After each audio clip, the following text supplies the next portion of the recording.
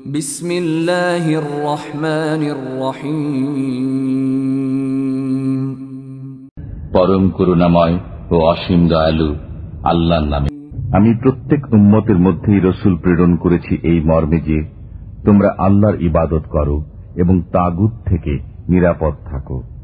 অতঃপর তাদের মধ্যে কিছু সংখ্যককে আল্লাহ হেদায়েত করেছেন এবং কিছু সংখ্যকের জন্য বিপথগামিতা অবধারিত হয়ে গেল। সুতরাং তোমরা পৃথিবীতে ভ্রমণ করো এবং দেখো মিথ্যারোপকারীদের কিরূপ পরিণতি হয়েছে। তারা নির্যাতিত হওয়ার পর আল্লাহর জন্য গৃহত্যাগ করেছে।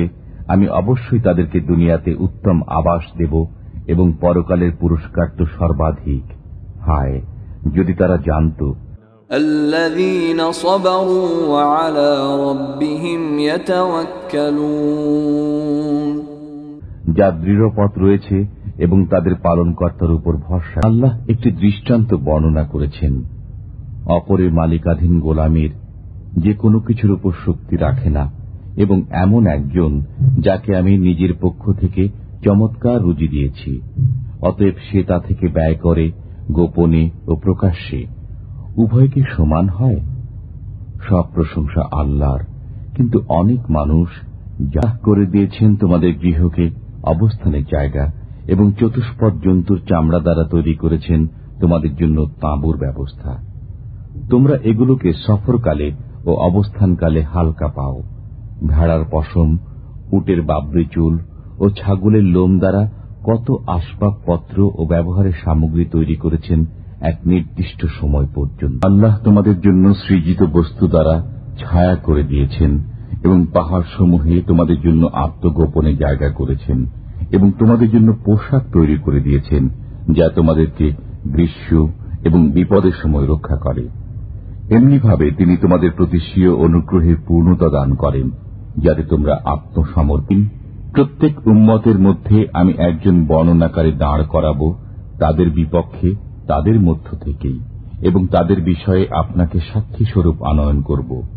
আমি আপনার প্রতি গ্রন্থ নাজিল করেছি যা এমন যে তা প্রত্যেক বস্তুর সুস্পষ্ট বর্ণনা, হেদায়েত, রহমত এবং মুসলমানদের জন্য সুসংবাদ। ওই মহিলার মতো হইও না যে পরিশ্রমের পর পাকানো সুতা খণ্ড খণ্ড করে ছিঁড়ে ফেলে।